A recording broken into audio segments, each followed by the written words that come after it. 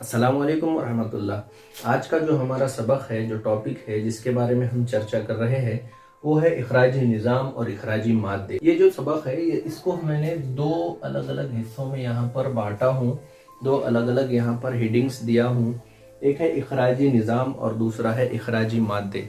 तो यहाँ पर हमको सबसे पहले समझने की बात यह है कि ये जो इखराजी निज़ाम होता है, ये इखराजी निज़ाम क्या होता है और इखराजी मादे किस तरीके से वजूद में आते हैं, ये हमें समझना है।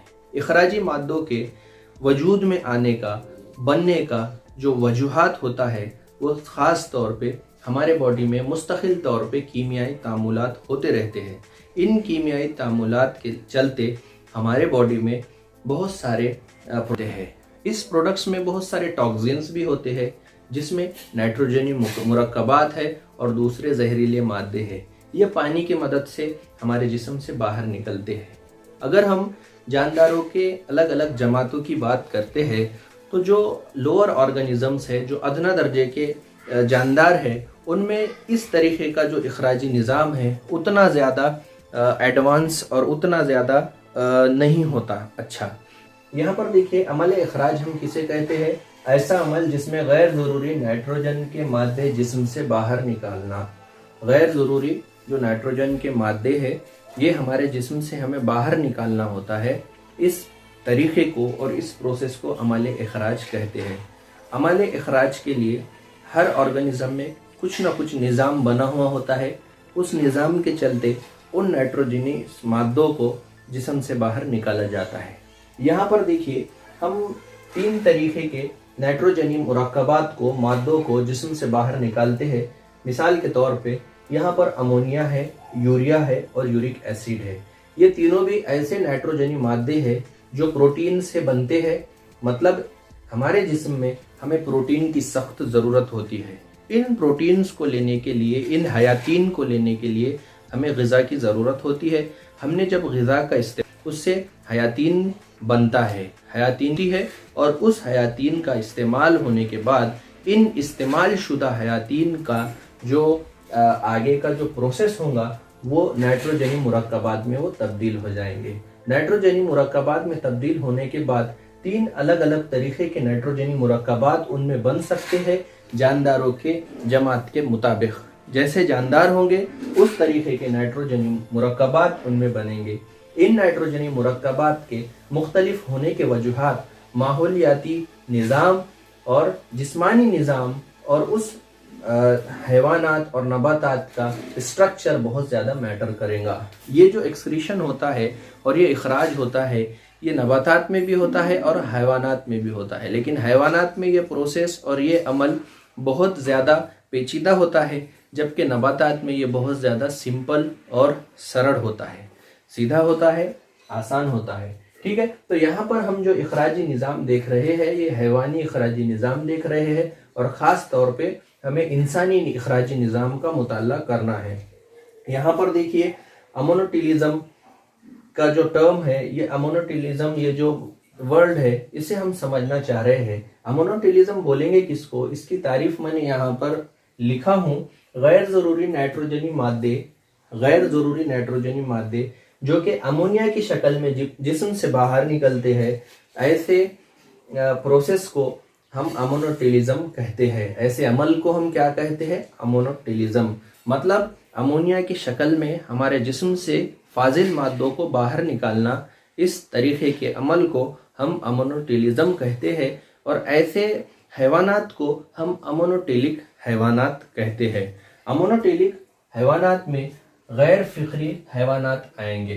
गैर फिक्री हैवानात मतलब ऐसे हैवानात जो अदना दर्जे में और लोअर कैटेगरी में रखे गए हैं, जिनमें रीढ़ की हड्डी नहीं होती। आगे है यूरियोटिलिज्म। यूरियोटिलिज्म क्या है? गैर ज़रूरी मादों को, नाइट्रोजनी मुरक्कबात को यूरिया की शक्ल में जिस्म से बाहर निकालना, इस अमल को हम यूरियोटिलिज्म कहते हैं। और इस तरीके के हैवानात को हम यूरियोटिलिक एनिमल्स ऐसा कहते हैं। यूरियोटिलिक एनिमल्स में जो सबसे कॉमन और आम मिसाल है वो है इंसान। हम सब इंसान ये यूरिया का इखराज करते हैं। हमारे जिस्म में जो नाइट्रोजनी मुरक्कबात बनते हैं वो यूरिया के शक्ल में ही हमारे जिस्म से बाहर निकलते हैं और इसमें गुर्दों का बहुत ज़्यादा अहम किरदार होता है। उसके बाद यूरिकोटेलिज्म की बात करते हैं। यूरिकोटेलिज्म मतलब ऐसा प्रोसेस है जिसमें फाजिल मादों को यूरिक एसिड की शक्ल में जिस्म से बाहर निकालना होता है। यहाँ पर देखिए यूरिकोटेलिक एनिमल्स जिसको कहते हैं हम, उसकी मिसाल में अगर हम यहाँ पर कोई मिसाल लिखना चाहे तो यहाँ पर हम परिंदों की मिसाल ले सकते हैं, बहुत सारे हशरात की मिसाल ले सकते हैं और ऐसे हैवानात की मिसाल ले सकते हैं जहाँ जो बहुत ज़्यादा सूखे के और पानी कम है ऐसे इलाकों में रहते हैं।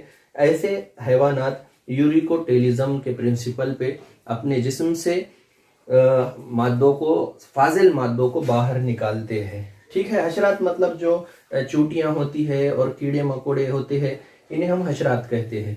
और जो परिंदे होते हैं वो भी इसके मिसाल में आएंगे, जो यूरिक एसिड को बाहर निकालते हैं खलमों के शक्ल में। खलमों के शक्ल में मतलब सॉलिड और सख्त मादे की शक्ल में ये जिस्म से नाइट्रोजनी मुरक्कबात को बाहर निकालते हैं। जबकि अमोनिया की अगर बात की जाए तो ये अमोनिया माए की शक्ल में, लिक्विड के शक्ल में जिस्म से बाहर निकलता है। अमोनिया को जिस्म से बाहर निकालने के लिए हमें बहुत ज़्यादा वाफिर मिकदार में पानी की ज़रूरत होती है। अगर हमको 1 ग्राम अमोनिया जिस्म से बाहर निकालना है तो इसके लिए हमको जो पानी दरकार है वो है 500 ml। 500 ml 1 ग्राम अमोनिया को जिस्म से बाहर निकालने के लिए पानी की ज़रूरत पड़ेगी। मतलब ये अमोनोटेलिक एनिमल्स और अमोनोटेलिक हैवानात ये ऐसे हैवानात है जो बहुत ज़्यादा पानी के इलाकों में रहते हैं। जिस्म के जो सरफेस होते हैं, जिस्म के जो ऊपरी हिस्से होते हैं, इसी के ज़रिए उनके बॉडी से यहाँ पर नाइट्रोजनी मुरक्कबात मुड़कर बाहर आते हैं। जबकि अगर यूरियोटेलिज्म की बात की जाए तो यूरियोटेलिज्म को 1 ग्राम यूरिया को जिस्म से खारिज करने के लिए हमें जो पानी दरकार है वो 50 ml पानी दरकार है। 50 ml 1 ग्राम यूरिया को जिस्म के बाहर निकालने के लिए दरकार है। 1 ग्राम जिस्म से बाहर निकालने के लिए 10 ml हमें पानी दरकार है। यहाँ पर एक बात तो हमारे समझ में आ चुकी है अच्छे से कि बच्चों 1 ग्राम जिस्म से बाहर जा रहा है तो बहुत कम पानी की ज़रूरत है अगर हम इसका मवाजना करते हैं यूरियोटेलिक हैवानात से।